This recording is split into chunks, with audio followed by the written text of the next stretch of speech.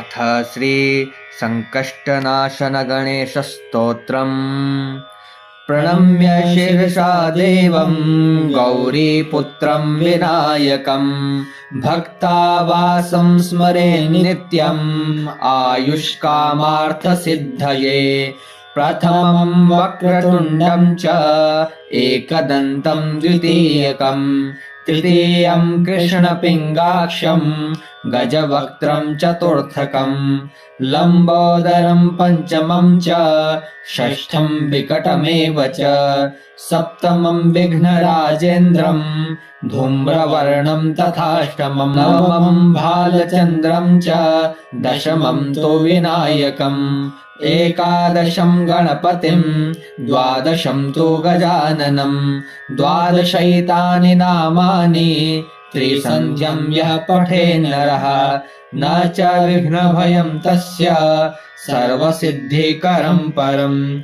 विद्यार्थी लभते विद्यां धनार्थी लभते धनं पुत्रार्थी लभते पुत्रान् मोक्षार्थी लभते गतिं। जपेत् गणपतिं स्तोत्रं षड्भिर्मासैः फलं लभेत् संवत्सरेण सिद्धिं च लभते नात्र संशयः। अष्टभ्यो ब्राह्मणेभ्यश्च लिखित्वा यः समर्पयेत् तस्य विद्या भवेत् सर्वा गणेशस्य प्रसादतः।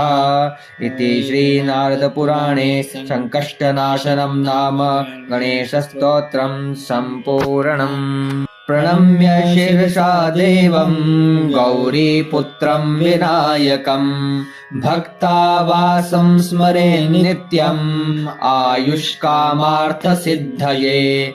प्रथमं वक्रतुण्डं च एकदन्तं द्वितीयकं तृतीयं कृष्णपिङ्गाक्षं गजवक्त्रं चतुर्थकं लम्बोदरं पञ्चमं च षष्ठं विकटमेव च सप्तमं विघ्नराजेन्द्रं धूम्रवर्णं तथाष्टमं नवमं भालचन्द्रं च दशमं तु विनायकम् एकादशं गणपतिं द्वादशं तु गजाननं द्वादशैतानि नामानि त्रिसन्ध्यं यः पठे नरः न च विघ्नभयं तस्य सर्वसिद्धिकरं परं।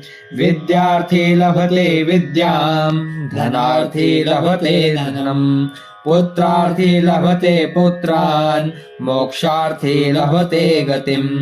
जपेत् गणपतिं स्तोत्रं षड्भिर्मासैः फलं लभेत् संवत्सरेण सिद्धिं च लभते नात्र संशयः। अष्टभ्यो ब्राह्मणेभ्यश्च लिखित्वा यः समर्पयेत् तस्य विद्या भवेत् सर्वा गणेशस्य प्रसादतः।